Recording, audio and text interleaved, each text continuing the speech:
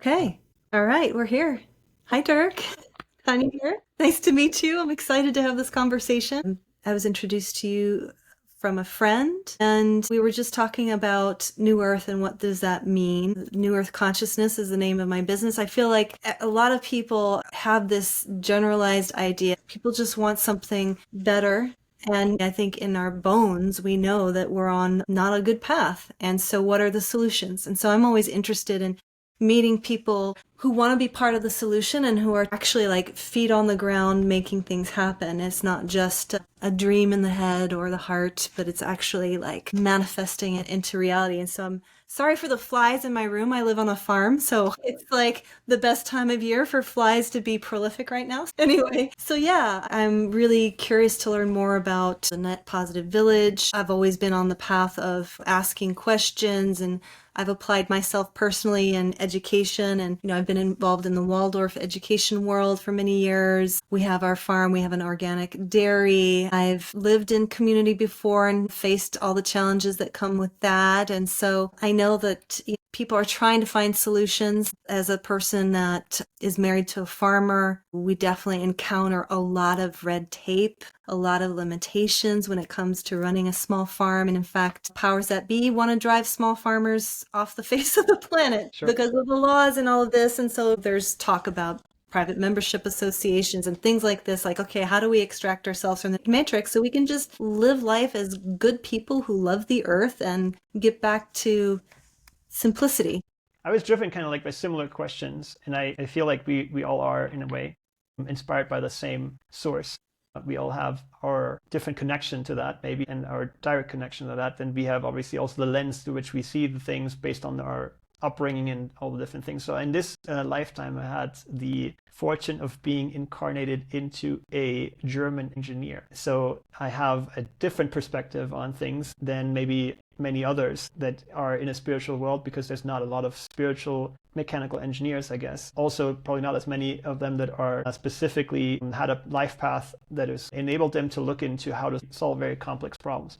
And so when we're looking into this equation that we're in, a lot of people feel drawn to this idea of New Earth, and this is not something that's been talked about ever since yesterday. The thing that I have an issue with is I think there's a better way to describe what we are really after, because when we just use the term New Earth or New World, then it's not really well enough defined for me to get clear on what it actually is that we're building. And so I think it's very, very important for us to have a unified vision of what we're actually building, and to have that be something that everybody could agree to and that everybody would aspire to. And then we can all go, well, that's our north, that's what we're building. And so when we are saying that's new world, the new world could be very drastically different from you to mine or to everybody else's, right? Because it's just new. There's no other way of defining it. Well, I have, I think, the best possible definition, just by virtue of logic. I propose that we build the best possible world together. And by best possible, I mean the best possible individual as well as collective world. That's what we're really after, and that's the North Pole. Next question after that would be like, but who gets to define what best possible means, right? And the answer to that is, well, largely we get to define what that means, but we have to be aware that best possible is not an arbitrary idea. In the society we grew up in, there is this notion that everybody gets to define whatever they want to do, and you can do whatever you want and it's fine. And that's not really the case, because there is no such thing, let's say, as a best pedophile.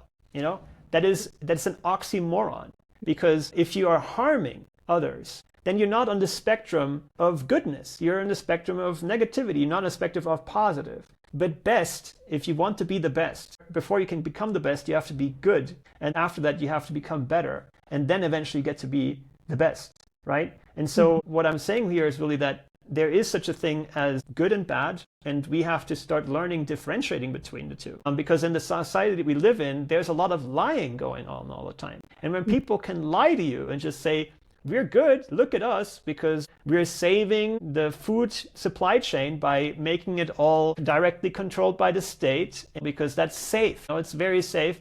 That's a lie. It is a lie. And if we do not see it for what it is, a lie, then what we're going to be doing ultimately is we're going to put ourselves into a position where there is no differentiation anymore between good and evil. And that is precisely the type of world that is absolutely a chaotic world. We have to make sure that there is such a thing as good, and there is such a thing as bad, and that we can differentiate between the two because that's what morality is based on. That's what all of our lifestyles are based on.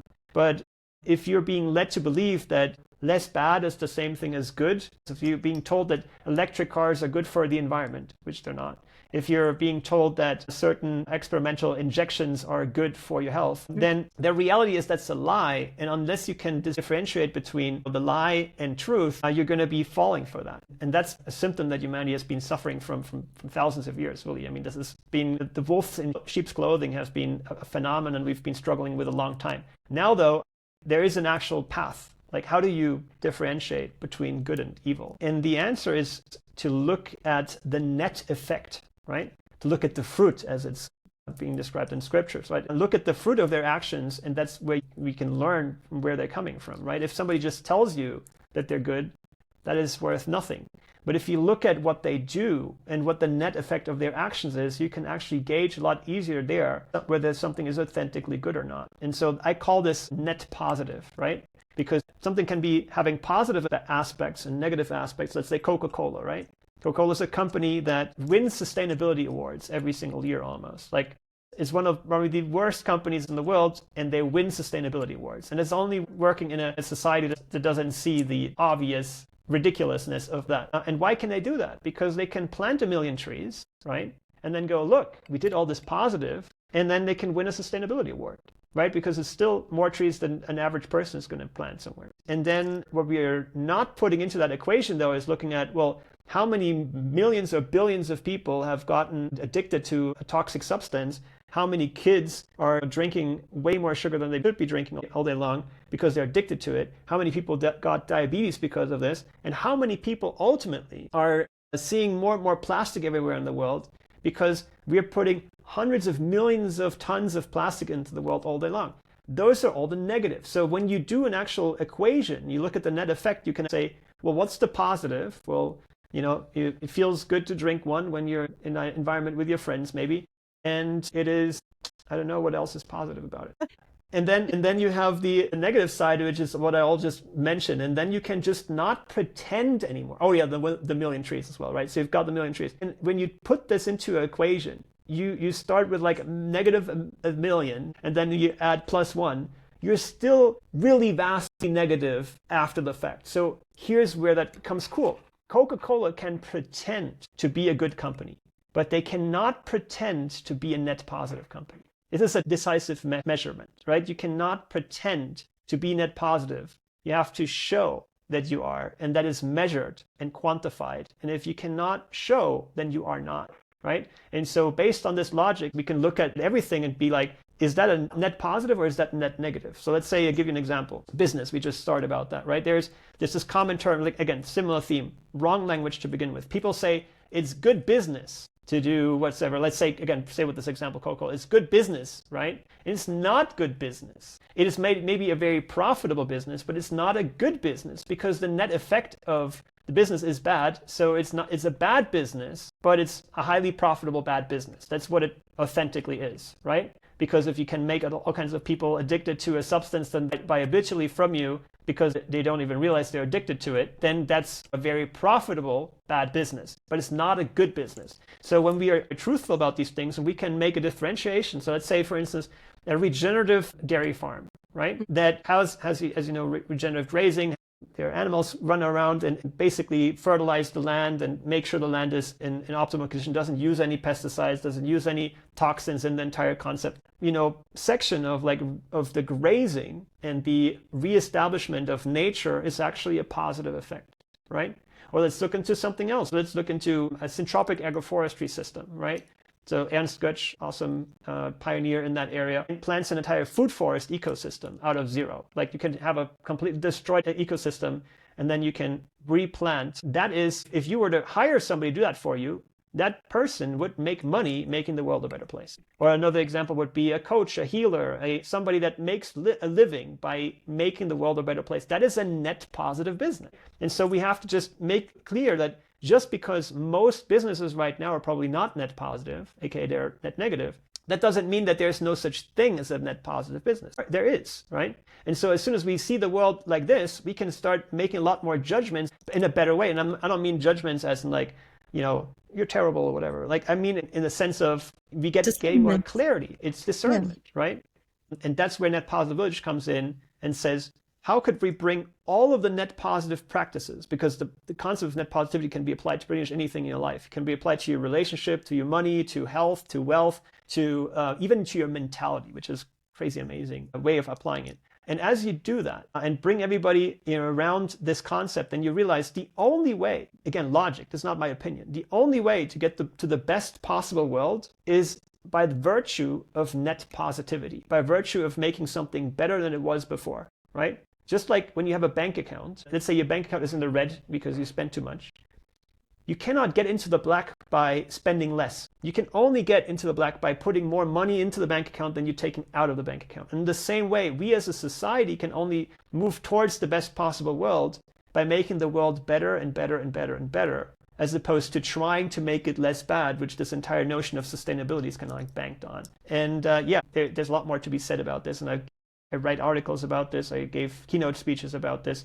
And I show people of how this is done, but then we also take this entire knowledge and we're applying it, and we're building villages in the here and now that take all this knowledge and make it practical for people so they don't even have to know all these things. They can just live in an environment that's just set up for you to thrive. And that's the actual solution that I'm propagating. Yeah.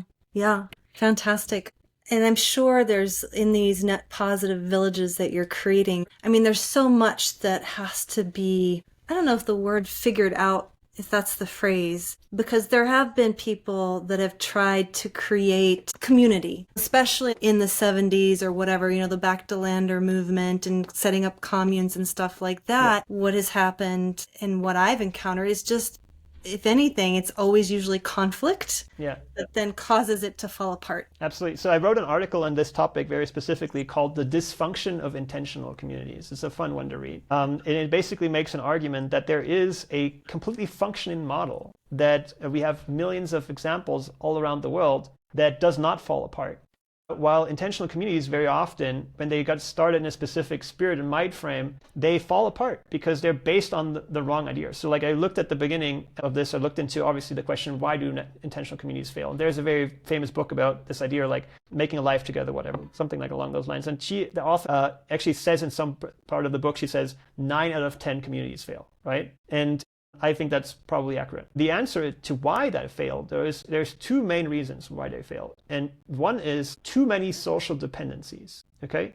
When I say too many social dependencies, what I mean is like, if you share a kitchen with people, if you share a toilet with people, if you share all of the living spaces with people, and there's no place for you to retreat, then you just have an excess of social dependencies. There's no place to be by yourself and relax and calm down and be like, okay, this is my safe space, which is the default for everybody else in the world. And then you just are consistently exposed to the idea that somebody else has different standards of living as you have, right? Different standards to cleanliness, different standards to orderliness, and all these different things. So that just creates a lot of social tension based on too many social dependencies to begin with. Now, after that, the second thing is too little resources, basically a lack of resources. Because people have this romantic idea that all we have to do is we have to go on the land and buy a piece of land together, and then we grow our own food and we hug each other and we are, singing Kumbaya at the fireplace. And while it's fun to sing Kumbaya at the fireplace, the problem is that if you just totally ignore the reality that we live in an economic system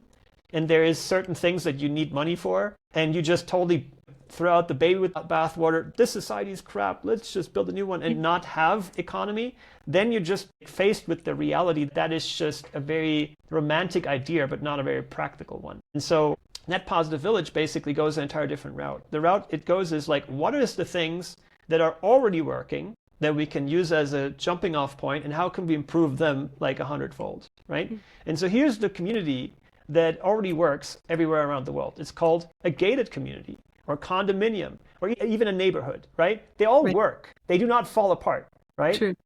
But here's the next thing that people would say, they're soulless and nobody knows. Yeah, that's if you're doing it wrong, right? But if you bank on the idea to begin with, which is, what's different in those kind of communities? Everybody has their own space. Everybody has their own place to retreat to. And nobody is forced into community. Nobody is forced in a communal structure where there's some type of leader tells everybody else what to do. Everybody's free to do whatever they want to do whenever they want to do it, which is kind of important in a free world, right?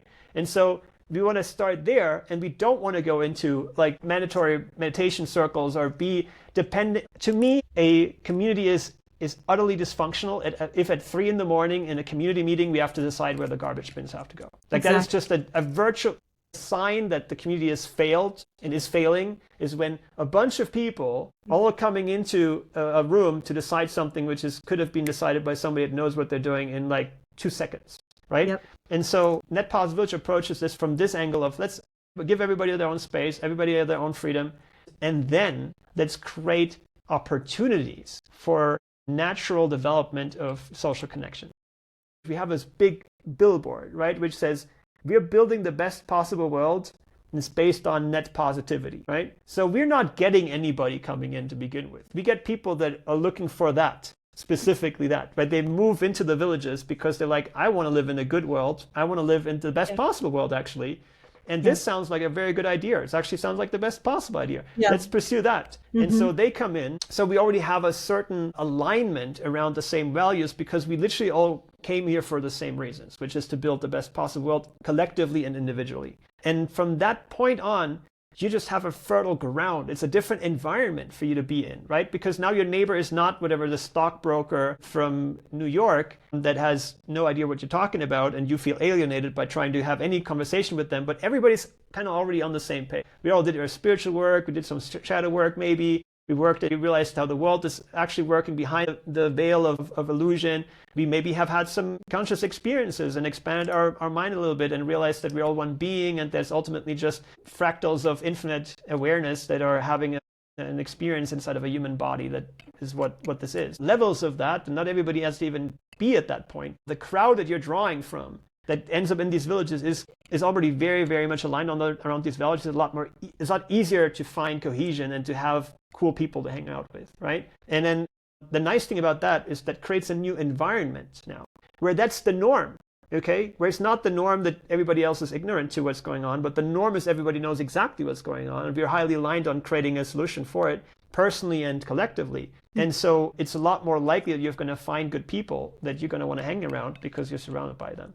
And then kind of like social fabric and all those things happen completely without any force, naturally, beautifully, and you hang out in sort of like a constant state of bliss with people because you are able to connect to that. And I want to say something on that bliss situation real quick, because this is a big statement, right? How could you get into a constant state of bliss? There's a thing I call net positive mentality. So same idea, but now applied to your mentality. There's 2 types of thoughts, literally 2 types of thoughts. One, which is a thought that has a negative effect on your brain and your body chemistry, and another one is a thought that has a positive effect. There's only these 2 types of effects, positive or negative. And this is a literal effect, right? There's this guy called Dr. Amen, amazing person in many ways, did more than 200,000 brain scans with a technology called SPECT. And what he realized is that brains that physiologically fire similarly create thought patterns that are similar as well. And then he realized that we can actually take certain supplements like omega-3s and vitamin Ds, and when you take those, then the actual brain and thought patterns shift from somebody that might have been very, very anxious before. Then they start taking certain supplements and they lose their anxiety. So it's not like anxiety is made up in this virtual space per se, but it really has a lot to do with physiology. Now, what he talks about is, and it makes a lot of sense, is that there is a net effect of each thought. There's literally thoughts that are good for you and thoughts that are bad for you. If you have a fearful thought, for instance, what does that do? Well, it creates more cortisol, it creates more stress hormones and ultimate substances that are just not healthy for you. It literally creates a state of constant irritation and stress in your body, which is one of the biggest killers that you can ultimately be surrounded by. That's why people that are in a lot of stress tend to die way quicker than people that are not. So there's literally thoughts that have a negative impact on you. And then there's the opposite. There's thoughts that create, secretions of serotonin, oxytocin, all kinds of positive brain chemicals that are actually increasing growth hormone, increasing positive pathways and making it so that your life and your body functions better. So based on this notion, does it make any sense whatsoever to entertain negative thoughts in your brain? Of course not. It wouldn't, right? It doesn't. And so now the thing is, people do not realize that there is a choice that we have. When something happens to you, right? You break your bone or whatever else it is, something happens and you go, that was bad, okay? That is actually not true. That wasn't bad in itself. It's just something that happened, right? It's neutral. And then your meaning, the meaning that you give to something, that is what actually makes it good or bad. Quantum physics has shown us this. We observe reality into existence as opposed to reality happens to us. We actually create reality ourselves. And so by giving meaning to things, we create reality for ourselves. So if I break my collarbone, like I recently, not too recently, but like a year ago did, then I could go, well, that's terrible. That is like, there's nothing positive about it. What's the positive about this? It cost me so and so many thousands of dollars to get this fixed, and I had to be in the hospital for so and such time, whatever. Definitely couldn't be anything good. Given a long enough time horizon and a different perspective, you can look at even something like this and go, what's the positive that came out of this, right? And in my case, I actually know that my entire life shifted because of this into probably one of the highest timelines I could ever be in. And it allowed me to rethink and reset a couple of things that I previously thought had to be like that. So actually, it was net positive for me to break my bone. If I hadn't broken my bone in that moment, I wouldn't have had that experience that led me to that discovery of how I ultimately can live even better. And so what I'm saying with this is like nothing is bad just per se. So here's the way of how you can get to net positive mentality. There's 3 steps. Would you like to know, first of all? Would you like to know how to have a net positive mentality? Yeah. All right, good. So here's it. There's 3 components to this. Step number 1, now before I get there, I want to just frame this. When people are talking about clearing their trauma, getting rid of negative thought patterns or trauma or whatever, they generally think that the way to do that is a course of years, and you have to dive into your deep inner child, and you have to figure out all the different things that might have hurt you in the past and release the trauma and all those things, and it takes forever, right? Or you get a shrink and that takes even longer then. And what I'm suggesting here is actually a shortcut. The fastest way that you can get there that I know of, maybe aside from an immediate Kundalini awakening, but the only conscious way that I know of that you can do really, really quickly.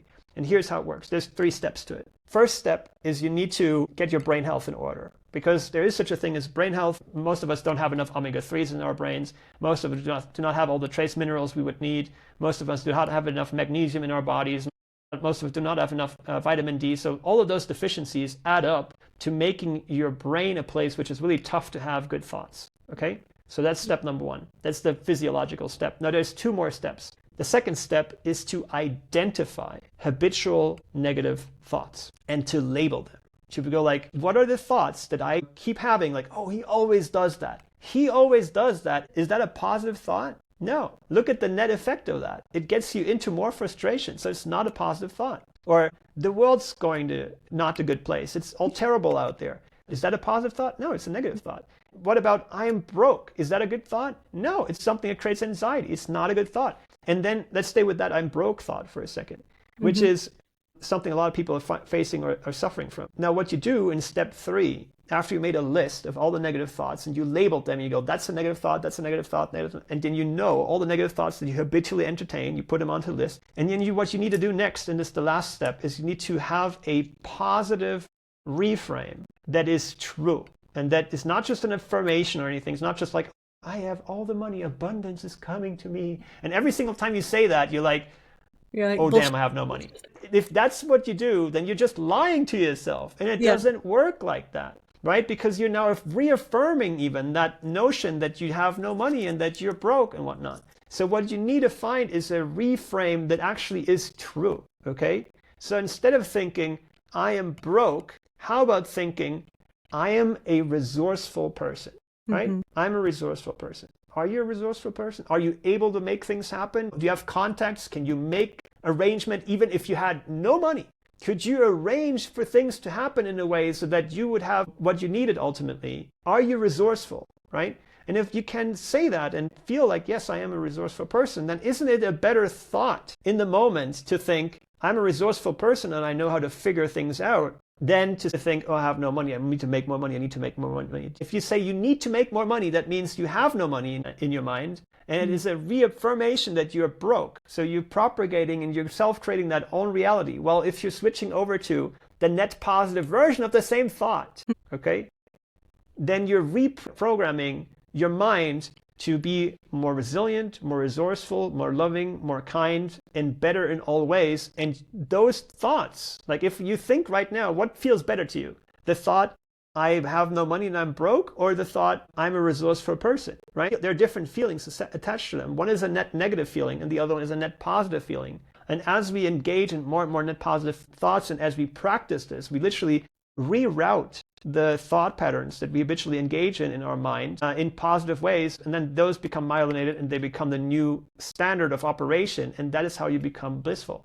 Literally by just thought by thought, changing them over into net positive versions of themselves. And that's where people have a trouble with this. It's not super autological for most people to A, identify all the negative thoughts, and B, to be able to actually go ahead and say, this thought, how do I switch that over into something that's positive and that works well and that I'm excited about and makes me feel good. So, there's that. But I want to leave this with you. I need to unfortunately pop into the next meeting. So if you watch this and you want to know more about net positivity, you want to learn more about Netpositive Village and how that all works, the best next step after watching this interview is to go to netpositivevillage.com. I'll have Tanya have a link under this video, and you click there and you watch there's going to be a half-an-hour presentation that talks about how Netpositive Village works, and you can register after going in there and seeing it, and then you'll learn tons more about how this all works, how you can participate in Netpositive Village, and you're going to also learn more about the resources that we shared, and you can read articles about all this stuff.